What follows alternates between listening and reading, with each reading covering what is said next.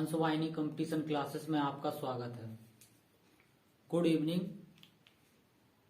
All of you. आज हम आपके सामने फिर से एक नई वीडियो और नई क्लास के साथ हाजिर हुए हैं, उपस्थित हुए हैं।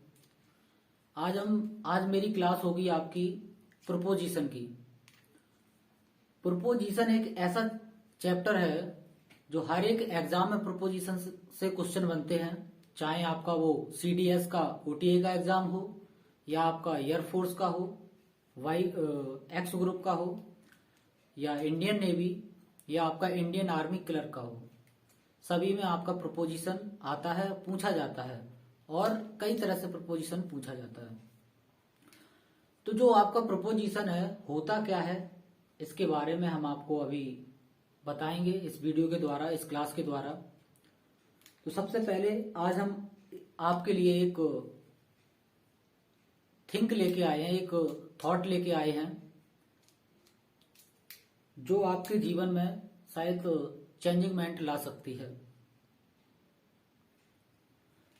मेहनत इतनी खामोशी से करो, मेहनत इतनी खामोशी से करो कि जो आपकी सफलता हो वो शोर मचा दे। मेहनत इतनी खामोशी से करो, आपकी सफलता शोर मचा दे। तो किसी को दिखाने की जरूरत नहीं है कि हम इतना पढ़ते हैं या हम इतनी मेहनत करते हैं। आप खामोशी से मेहनत करते रहो, अपने आप जब आप सक्सेस हो जाओगे ना, जब आपको वर्दी मिल जाएगी तो अपने आप देखने वाले आपको सलूट ठोकेंगे। क्योंकि अगर आप कोई काम दिखा के करते हो तो उतना इफेक्ट नहीं पड़ता है जितना आप खामोशी से करते हो और वो आपको मंजिल मिल जाती है, आप वहां तक पहुंच जाते हो। तो व्यक्ति जो आपकी बुराई करता होगा ना, उस टाइम जब आपको वर्दी मिल जाएगी, जब आप सक्सेस हो जाओगे, तब आपको बोलेगा कि नहीं, ये इंसान गलत नहीं है, कितना अच्छा इंसान है, इसने मेहनत की होगी तभी तो यहां तक पहुंचा। उससे पहले वो इंसान बुरा है। जब आपकी नौकरी लग जाएगी या जॉब मिल जाएगी, वर्दी मिल जाएगी, तो वही इंसान जो बुरा बोलता था ना, वो उसी दिन बोलेगा इस इंसान ने मेहनत की होगी तभी तो वो सक्सेस हुआ है। तो विचार आपका ऐसा होना चाहिए कि किसी को दिखाने की कोशिश मत करो। जितना करो अपना शांति से करो, बिल्कुल। जब आप मेहनत करोगे, अच्छी मेहनत करोगे, मन से मेहनत करोगे, एक बार नहीं, दो बार नहीं, तीन बार नहीं, कब तक आप असफल होगे। सबका टाइम आता है तो आपका भी टाइम आएगा। तो डरने की कोई जरूरत नहीं है और कोशिश मेरी यही रहेगी कि आप मेरा सपोर्ट करें और हम आपका सपोर्ट करेंगे। तो आइए, ज्यादा टाइम खराब ना करते हुए आज हम आपको प्रोपोजिशन की क्लास में लेके चलते हैं।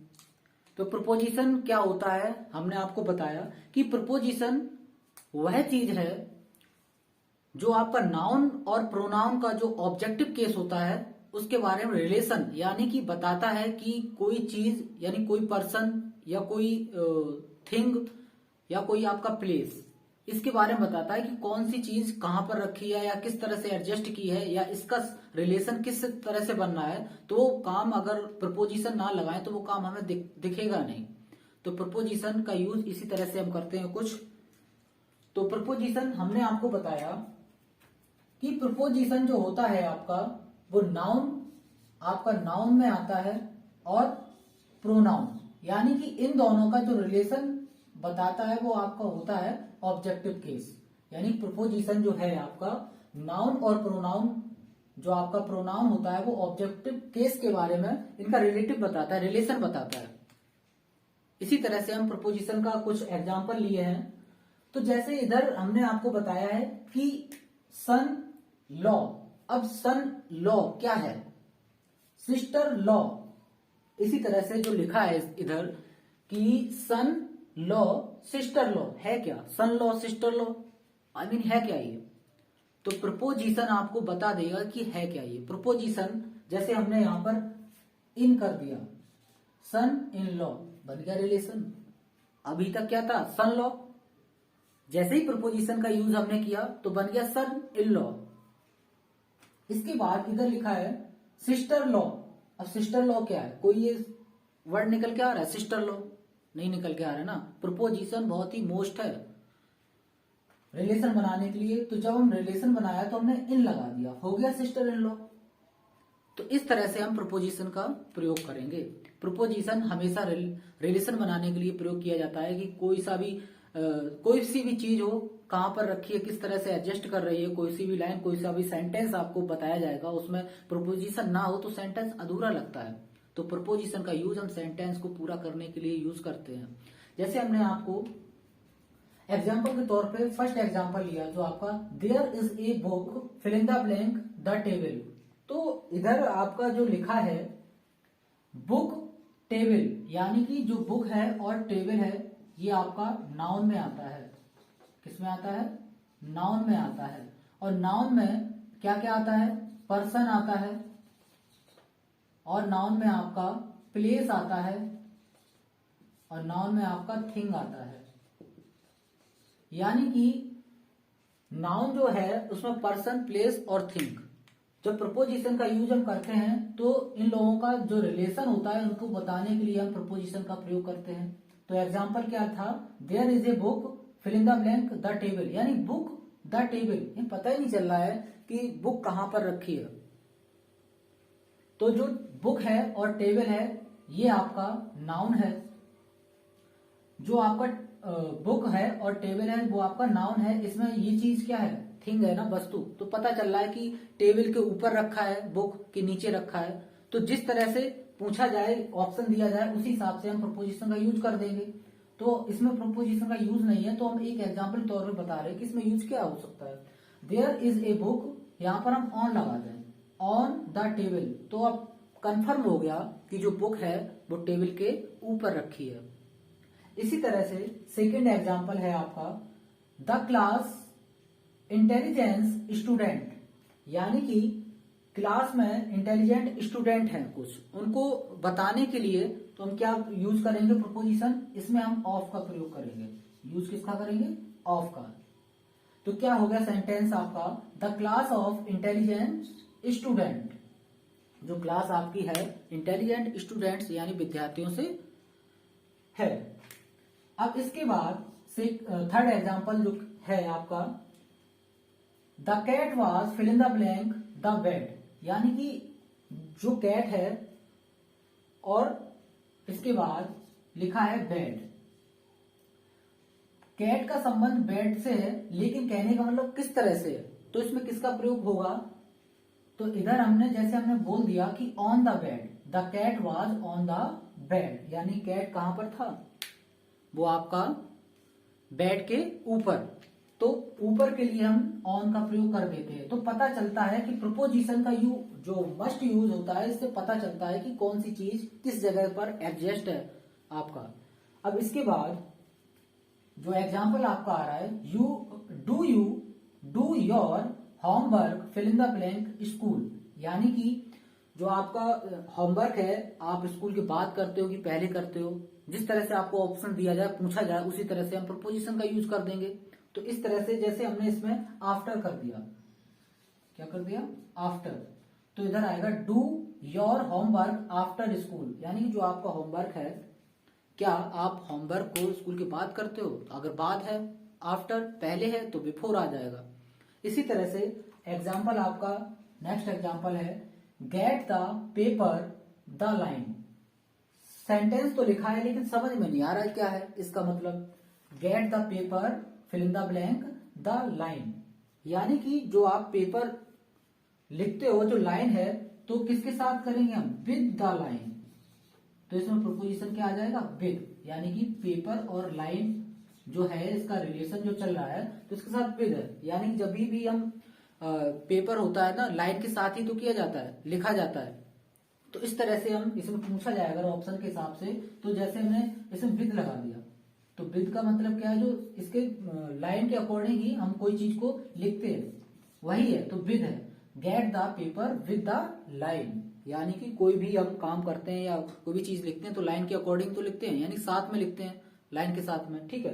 तो यानी विद का यूज होता है। तो आपका जो हमने आपको अभी बताया, आपका प्रोपोजिशन के बारे में बताया कि ऑन, ऑफ, आफ्टर, और आपका विद, ये सब आपकी जो है प्रपोजिशन है।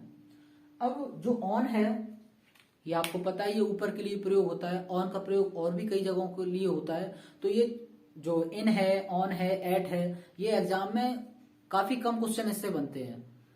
तो फिर भी हमने आपको बताया कि ये सब प्रपोजिशन होती है, इनका यूज कहाँ कहाँ होता है। तो किसी भी स्थिति को बताने के लिए हम प्रपोजिशन का यूज करते हैं, या हम कोई रिलेशन बनाने के लिए हम प्रपोजिशन का यूज करते हैं। जैसे हमने आपको एक एग्जांपल के तौर पे बताया था कि सन लॉ, यानी कि अभी तक पता नहीं चल रहा था, जब हमने इसमें प्रपोजिशन इन का प्रयोग कर दिया तो पता चल गया, रिलेशन बन गया, सन इन लॉ। ठीक है। इसके बाद दूसरा एग्जाम्पल लिया था हमने सिस्टर लॉ। अब आपको पता है सिस्टर लॉ कोई मतलब समझ में नहीं आ रहा है कि इसका मतलब क्या सिस्टर लॉ। जैसे ही हमने प्रपोजिशन का यूज किया तो रिलेशन बन गया, सिस्टर इन लॉ हो गया। तो इसी तरह से हम प्रोपोजिशन का यूज कर देते हैं, यानी प्रोपोजिशन नाउन और प्रोनाउन का जो ऑब्जेक्टिव केस बताता है उसमें हम प्रोपोजिशन का यूज करते हैं। और प्रोपोजिशन का सिंपल डेफिनेशन की बात करें तो इसमें रिलेशन के बारे में बात की जाती है, किस चीज की रिलेशन कैसे बनता है और किस तरह से किया जाता है। इसके बाद हमने आपको बताया आई नो देम, यानी कि आई नो देम। अब ये देम क्या है? देम आपको पता है, ये आपका देम है, प्रोनाउन है। क्या है? प्रोनाउन। तो यही प्रोनाउन आपका बन जाता है ऑब्जेक्टिव केस। क्या बन जाता है? ऑब्जेक्टिव केस बन जाता है। इसके बाद सेकेंड एग्जांपल लिया हमने, I know playing with my loving student. अब आपको पता है I know playing with my loving student. अब इसमें पूछा जाए ऑब्जेक्टिव केस क्या है, तो ऑब्जेक्टिव केस आपका हो जाएगा स्टूडेंट। क्या हो जाएगा? स्टूडेंट। तो इस तरह से हम जो प्रपोजिशन का यूज करते हैं ऑब्जेक्टिव केस के साथ करते हैं। किसके साथ करते हैं? ऑब्जेक्टिव केस के साथ करते हैं। पता चल जाता है कि प्रोनाउन का यूज किस तरह से करना चाहिए और क्या रिलेशन बोल रहा है ऑप्शन के हिसाब से, अगर एग्जाम में आएगा उसी हिसाब से हम प्रपोजिशन का यूज कर देंगे। इसके बाद एक प्रपोजिशन आती है जो मोस्ट है, एग्जाम में अक्सर पूछी जाती है, जो कि जीरंड है। जीरंड का यूज हम कब करते हैं? जब आपका वर्ब प्लस आईएनजी दिया हो, यानी कि टू के साथ वर्ब की फर्स्ट फॉर्म लगी हो, ठीक है, उसके साथ हम जीरंड का प्रयोग करते हैं। ये आपका जो होता है इन्फिनिटिव होता है। कौन सा होता है? इन्फिनिटिव होता है जीरंड। ठीक है। अब इसके बाद जैसे हमने आपको बताया कि जीरंड का यूज कहाँ होता है और जीरंड किस चीज को बोलते हैं। जैसे एग्जाम्पल के तौर पर समझे हम, he was there for playing every day. अब इधर जो आपका प्रपोजिशन लगा है, प्रपोजिशन आपका क्या हो जाएगा? फोर हो जाएगा। क्या हो जाएगा? प्रपोजिशन आपका फोर हो जाएगा। हमने बताया कि टू, यानी कि या कोई वर्ब लिखा हो, इसके बाद वर्ब की फर्स्ट फॉर्म लिखी हो, तो उधर हम जीरंड का प्रयोग करते हैं। अब प्लेइंग है क्या? क्योंकि प्लेइंग के साथ हम क्या करते हैं? वर्ब और आईएनजी, यानी कि वर्ब लिखा हो और आईएनजी लगी हो, उस चीज को हम क्या बोलेंगे? जीरंड। अब यहाँ पर प्ले फर्स्ट फॉर्म हो गई, इसमें हम आईएनजी लगा दें तो क्या हो जाएगा? प्लेइंग हो जाएगा। वही आपका जो चीज बन जाता है उसी चीज को हम जीरंड बोलते हैं। ठीक है। इसी तरह से हम जीरंड का यूज करते हैं। तो प्रपोजिशन, इसके आगे और भी प्रपोजिशन आती हैं। तो इसके बाद जो आपकी प्रपोजिशन है, आपकी प्रपोजिशन जैसे हमने बोला आपको बिटवीन। क्या बोला? बिटवीन।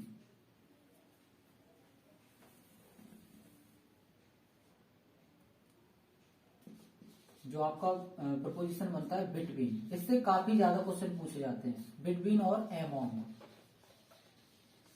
इससे भी क्वेश्चन बनते हैं कि बिटवीन का यूज कहाँ होता है, एमॉन्ग का यूज कहाँ होता है। ये आपका प्रपोजिशन में आते हैं और पूछे भी जाते हैं कि बिटवीन और एमॉन्ग का यूज कहाँ कहाँ होता है। तो हम आपको बता दें, शायद ही आपको बताया होगा किसी ने कि बिटवीन का यूज कहाँ करते हैं। सिंपल एग्जाम्पल के साथ हम आपको बताएंगे कि प्रपोजिशन जो होता है जिसमें आता है बिटवीन और एमॉन्ग आता है, यानी बिटवीन और एमॉन्ग का यूज कहाँ होता है। तो जब कभी दो चीजों के बारे में बात की जाए, तो वहां पर हम बिटवीन का यूज करते हैं। और जहां पर दो से अधिक लोगों के बारे में बात की जाए तो वहां पर हम एमॉन्ग का यूज करते हैं। जैसे हमने आपको एक एग्जाम्पल दिया, एग्जाम्पल क्या है? बहुत ही अच्छा एग्जाम्पल है जो आपको याद कराने योग्य है। तो क्या है? जैसे मान लो दो लोग हैं, ठीक है। अगर हम किसी को दो लोगों को देखते हैं, किसी दो लोगों को देखेंगे तो हम वहां पर क्या बोलेंगे? हमने बोला कि बिटवीन का यूज दो लोगों के साथ होता है, यानी कि दो व्यक्तियों के साथ होता है, या दो चीजों के साथ होता है, या दो जोड़ी के साथ होता है, या जोड़ी के साथ होता है बिटवीन का यूज। और एमोंग का यूज क्या होता है? दो से अधिक लोगों के साथ यूज होता है एमोंग का। तो जैसे हमने एग्जाम्पल हम आपको बताने की कोशिश कर रहे हैं, जहां पर दो लोगों की बात की जाए वहां पर हम किसका प्रयोग करेंगे? बिटवीन का यूज करेंगे। किसका यूज करेंगे? बिटवीन का यूज कर देंगे हम। जहां पर दो लोगों की बात की जाए तो वहां पर हम बिटवीन का यूज कर देंगे। और अगर जहां पर दो से अधिक लोगों की बात की जाए, दो से अधिक लोगों की बात की जाए, वहां पर हम किसका यूज कर देंगे? वहां पर हम एमोंग का यूज कर देंगे। तो याद करने का तरीका है कि जहां पर दो लोगों की बात की जाए वहां पर बिटवीन का यूज करेंगे, और जहां पर दो से अधिक लोगों की बात की जाए वहां पर हम एमोंग का यूज कर देंगे। अब आपको पता है, जैसे मान लो ये दोनों जो कपल हैं या इन लोगों की शादी हो गई है, तो वो लोग भाई जोड़े में हैं, ठीक है, दो लोग हैं। और जब इन लोगों की शादी हो गई, समय बीतता गया, तो बाद में इन लोगों के जो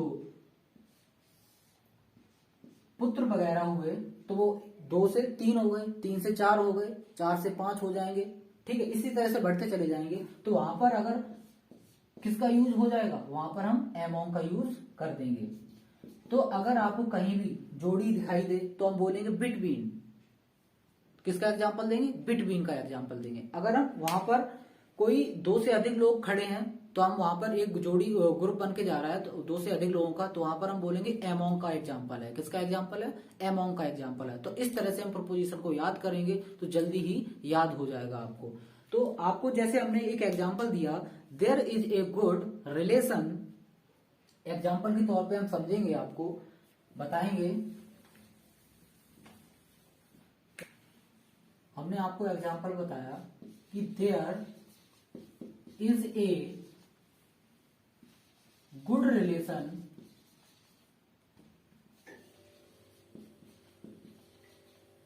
there is a good relation, फिर आपको बोल दिया कि राम एंड श्याम, ये हमने एग्जाम्पल दे दिया। There is a good relation, fill in the blank, Ram and Shyam. तो हमने अभी आपको बताया था जब दो लोगों की बात की जाए वहां पर बिटवीन का यूज करेंगे, अगर दो से अधिक लोगों की बात की जाए तो वहां पर हम एमोंग का यूज करेंगे। या दो लोग, जैसे कि हम आपको एक सिंपल एग्जांपल दें, जैसे माता पिता हैं, नई नई शादी हुई है, ठीक है, कहने का मतलब ये है नई नई शादी हुई है तो वहां पर जो जोड़ी बनेगी दो लोगों की बनेगी, तो वहां पर हम देखेंगे उनको तो हम बोलेंगे बिटवीन का एग्जाम्पल है। किसका एग्जाम्पल है? बिटवीन का एग्जाम्पल है। अगर जब उनके जो बाल बच्चे होंगे यानी लड़के होंगे या लड़कियां होंगी, हम कुछ भी हो सकता है, कहने का मतलब दो से जब चार होंगे, चार से पांच होंगे, तो वहां पर हम बोलेंगे किसका एग्जाम्पल है? वहां पर हम बोलेंगे एमोंग का एग्जाम्पल है। ये भाषा हम अपनी भाषा में बता रहे हैं, कहने का मतलब ये एग्जाम्पल जो दिया है वो याद करने का एग्जाम्पल है। जैसे अब पूछा जाए आपसे कि इस सेंटेंस में आप किसका कौन सी प्रपोजिशन का यूज करेंगे? There is a good relation Ram and Shyam, तो इसमें दो लोगों की बात की जा रही है। किसकी बात की जा रही है? दो लोगों की बात की जा रही है। तो हमने आपको बताया जब दो लोगों की बात की जाए तो वहां पर हम बिटवीन का यूज करेंगे, तो बिटवीन का यूज कर दिया। इस तरह से हम बिटवीन का यूज करते हैं।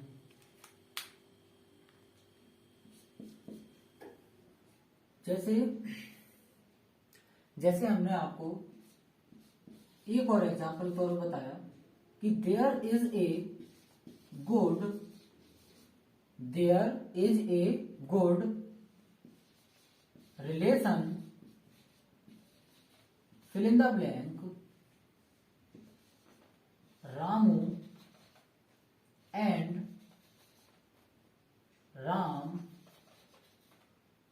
और रोहन। ये एग्जांपल दिया आपको हमने। There is a good relation fill in the blank Ramu and Ram और रोहन। ये एग्जाम्पल दिया। अगर आपसे कोई पूछे कि इसमें हम किसका प्रयोग करेंगे, तो हमने आपको बताया कि कभी भी दो से अधिक लोगों की बात की जाए तो वहां पर हम एमोंग का यूज करते हैं। अगर दो से दो लोगों की बात की जाए, ओनली जोड़ी की बात की जाए, वहां पर हम बिटवीन का यूज करते हैं। तो जैसे अगर मान लो ये बिटवीन वाला एग्जाम्पल ये आपका सही हो गया, क्योंकि यहाँ पर दो लोगों की बात कर रहा है, राम और श्याम की। यहाँ पर राम, रामू और राम और आपका रोहन, तीन लोग हो गए। तो अगर हम यहाँ पर बिटवीन का यूज कर देंगे ना, तो ये आपका कैसा हो जाएगा, ये आपका सेंटेंस गलत हो जाएगा। क्यों? क्योंकि यहाँ पर जो प्रपोजिशन है यहाँ पर बिटवीन लगा है, तो बिटवीन ना नहीं लगाना चाहिए। यानी दो लोगों की बात की जाए ओनली, तो वहां पर हम बिटवीन का यूज करते हैं। दो से अधिक लोगों की बात की जाए तो वहां पर अगर हमने बिटवीन लगा दिया तो वो मेरा सेंटेंस यानी प्रपोजिशन का लगाने का तरीका वो आपका रॉन्ग हो जाएगा, गलत हो जाएगा।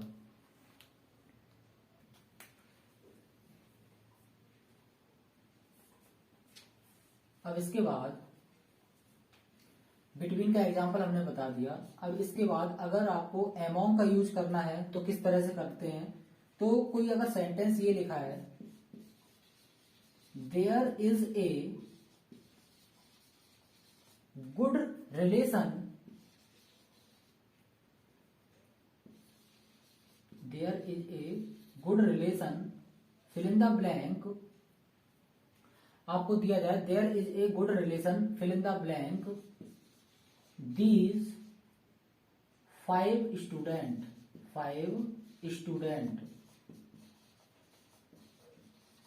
ये आपको दिया जाए example, there is a good relation fill in the blank these 5 student. तो इसमें हम किसका यूज करेंगे? हमने आपको बताया था अगर दो लोगों से अधिक की बात की जाए तो वहां पर हम किसका यूज करते हैं, एमोंग का यूज करते हैं। किसका यूज करते हैं? एमोंग का यूज करेंगे। तो हमने दे दिया there is a good relation among these 5 student, यानी कहने का मतलब है यहाँ पर 5 स्टूडेंट है, यानी दो से अधिक वैसे भी है। अगर दो से अधिक होंगे तो हम किसका यूज करेंगे? एमोंग का यूज करेंगे। इसके बाद अगर यही एग्जाम्पल बन जाए, जैसे there is a relation, there is a relation fill in the blank these 6 student, और हम यहां पर बोले प्रपोजिशन अगर हम यहां पे बिटवीन लगा दें, बिटवीन लगा दें, तो यह क्या ये सही है? नहीं है। क्यों? हमने बताया था बिटवीन का यूज ओनली दो, यानी कि दो का मतलब क्या है, दो लोग हो या जोड़ी में हो, वहां पर हम बिटवीन का यूज करेंगे। और एमोंग का यूज करेंगे दो से अधिक लोग हो, वहां पर हम एमोंग का यूज करेंगे। तो अगर हम सेंटेंस देखें तो कौन सा सही है कौन सा गलत है तो बता सकते हैं हम, क्योंकि हम आपको बता दिया है कि there is a good relation among these 5 student. हमने बताया कि एमोंग का यूज हम जब करते हैं तब दो से अधिक लोगों की बात की जाए, तो इसलिए ये सेंटेंस आपका जो हो जाएगा राइट हो जाएगा। और बिटवीन का यूज भी हमने बता चुके हैं कि बिटवीन का यूज दो लोगों के लिए करते हैं। ठीक है, दो से अधिक हो जाए तो वहां पर हम बिटवीन का यूज नहीं कर सकते हैं। तो यहाँ पर क्या है, there is a relation between there these 6 student, यहाँ पर दो से अधिक लोग हैं, तो यहाँ पर हम बिटवीन का यूज नहीं करेंगे। तो ये आपका सेंटेंस रॉन्ग हो जाएगा। इस तरह से आपको बिटवीन और एमोंग के बारे में क्वेश्चन पूछा जाएगा।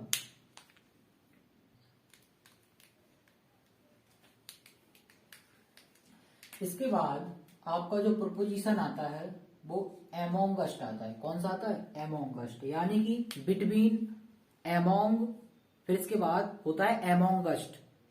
ये बहुत ही इंपोर्टेंट प्रपोजिशन है जो हर एक एग्जाम में पूछी जाती है, जिसमें जो भी स्टूडेंट होता है कंफ्यूज होता है। एमोंगस्ट का प्रयोग कहाँ होता है? तो वो बिटवीन का यूज दो चीजों के बीच में किया जाता है, और एमोंग का यूज दो से अधिक के बीच में किया जाता है। अब एमोंगस्ट का यूज कहाँ होता है? एमोंगस्ट का यूज वहां होता है जब कोई एक चीज, उसी एक चीज का हिस्सा दो चीजों में बांट दिया जाए, यानी कि उसको हम वहां पर हम एमोंगस्ट का प्रयोग करते हैं। जैसे कि हमने आपको बताया कि एमोंगस्ट का यूज कहाँ होता है। एग्जाम्पल क्या है? डिवाइड द मैंगोज अस, तो हम इसमें यूज क्या किसका करेंगे, एमोंगस्ट का प्रयोग करेंगे। किसका करेंगे, एमोंगस्ट। अब एमोंगस्ट, और दूसरी बात क्या है एमोंगस्ट का और भी तरीका यूज करने का, इसमें क्या होता है, जो अस है, ये अस आपका प्रोनाउन है। क्या है, ये आपका प्रोनाउन है, और ये प्रोनाउन है, और ये है, ये कौन सा वर्ड है, ये वोवेल वर्ड है।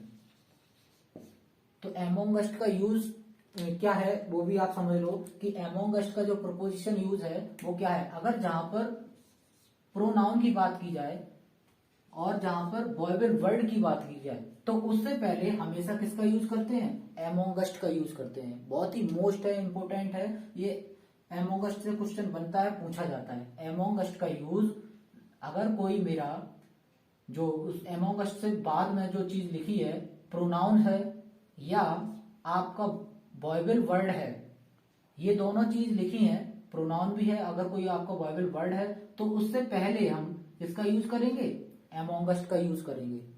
तो इसी तरह से एक और एग्जांपल हम आपको बताते हैं कि एमोंगस्ट का यूज कहां कहां होता है और किस और कहां पर होता है। जैसे एग्जांपल क्या है, divide the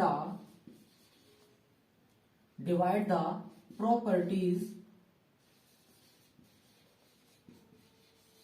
divide the property, fill in the blank for our four, क्या आएगा, our four brother। एक और एग्जांपल हमने जैसे आपको बताया कि divide the property our four brother, हमने बताया था कि एमोंगस्ट का यूज वहां होता है जब कोई एक व्यक्ति हो, उसके या कोई एक चीज हो जिसका उसी चीज से दो टुकड़े कर दिए जाए, वहां पर हम एमोंगस्ट का यूज करते हैं। बिटवीन का यूज हम करते हैं दो चीजों के लिए, और एमोंग का यूज करते हैं दो से अधिक चीजों के लिए, और एमोंगस्ट का यूज करते हैं अगर कोई एक चीज हो उसके दो टुकड़े कर दिए जाएं, उसी के हिस्से कर दिए जाएं, वहां पर हम एमोंगस्ट का यूज करते हैं। तो यहाँ पर क्या है, डिवाइड द मैंगो एमोंगस्ट, यानी डिवाइड किसका, मैंगो का। ठीक है, रहेगा मैंगो ही, लेकिन डिवाइड हो गया भाई, बट गया, तो वहां पर समझ जाओ कि वहां पर किसका यूज करेंगे, एमोंगस्ट का। और दूसरी बात, एमोंगस्ट का यूज तब करते हैं जब कोई प्रोनाउन और आपका वोवेल वर्ड के बारे में दिया जाए, तो उससे पहले हम एमोंगस्ट का यूज कर देते हैं। जैसे हमने एक और एग्जांपल लिया कि डिवाइड द प्रॉपर्टी, यानी प्रॉपर्टी को डिवाइड कर दिया, किनके बीच में कर दिया, अवर फोर ब्रदर, यानी कि अवर यानी हमारे जो चार भाई हैं उनके बीच में जो प्रॉपर्टी को है हमने बांट दिया, अलग अलग कर दिया। ठीक है, तो ये चीज है, व्यक्ति तो एक ही है, अब उसके कितने भाई हैं, चार भाई हैं, तो एक ही व्यक्ति है, तो भाई उसके जो रिलेशन में बन रहे हैं वो चार भाई हैं। तो यहाँ पर अगर किसी का यूज करेंगे तो एक ही व्यक्ति के अगर या चार भाई हैं सगे, तो वहां पर हम किसका यूज करेंगे, एमोंगस्ट का यूज करेंगे। तो यहाँ पर हम एमोंगस्ट का यूज कर देंगे। याद रखना, बिटवीन का यूज, बिटवीन, एमोंग और एमोंगस्ट इंपोर्टेंट प्रोपोजिशन है ये आपकी, जो एग्जाम में कई बार पूछी जाती है और पूछते भी हैं। जो ऑन है, इन है, इट है, ये ओल्ड हो गई है, यानी कहने का मतलब जो एग्जाम में आपका प्रोपोजिशन के बारे में क्वेश्चन बनता है वो इसी से बनेगा, बिटवीन, एमोंग और एमोंगस्ट। बिटवीन का यूज हम दो चीजों के लिए करते हैं, यानी दो लोगों के बीच के लिए करते हैं, और एमोंगस्ट का यूज हम दो से अधिक के लिए करते हैं, दो से अधिक के लिए हम एमोंग का प्रयोग करते हैं।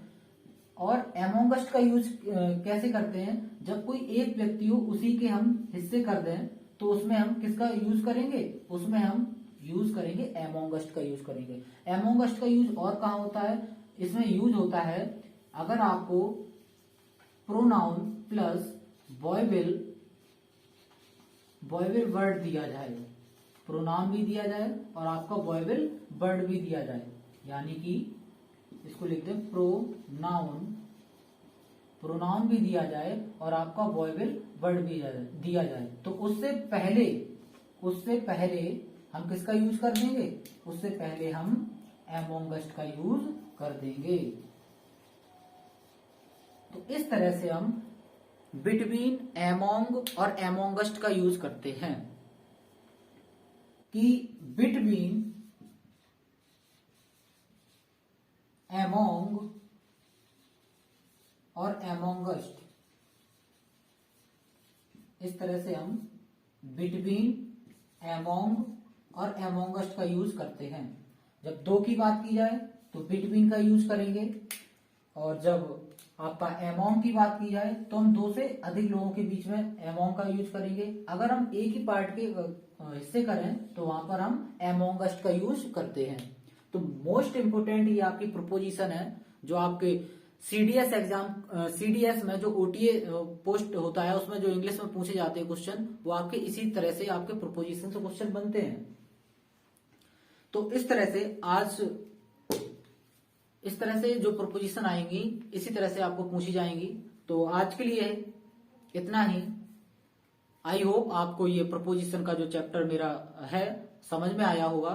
हमने आपको सरल भाषा में और बता दिया है, हिंदी टू इंग्लिश में बताया है इस चैप्टर के बारे में, और समझाया भी है किस तरह से हम यूज करेंगे और किस तरह से हम अगर हम किसी दो जोड़े को देखेंगे चलते हुए तो वहां पर हम बिटवीन का यूज करेंगे। अगर हम दो से अधिक यानी कि उनके अकॉर्डिंग एक ही संबंध है, उनके अकॉर्डिंग अगर कोई व्यक्ति जा रहा है, दो से तीन है, चार है, तो वहां पर हम एमोंग का यूज करेंगे। और जहां पर हम एक ही व्यक्ति के टुकड़े हो रहे हैं, कहने का मतलब है एक ही चीज के हिस्से हो रहे हैं और बट रहा है कोई काम या कोई भी चीज बट रही है, तो वहां पर हम एमोंगस्ट का यूज करते हैं। तो इस तरह से आपको याद करना है, याद करने का तरीका है, रटना नहीं है, बिल्कुल इसी तरह से कहानी के अकॉर्डिंग आपको समझना है। तो आई होप आपको ये मेरी वीडियो अच्छी लगी होगी। तो आज के लिए इतना ही। जय हिंद, भारत माता की जय। प्लीज मेरी वीडियो को लाइक करें और हमारे चैनल को सब्सक्राइब करें और बेल आइकन की घंटी को प्रेस करें। कर विजय हंस वाहिनी।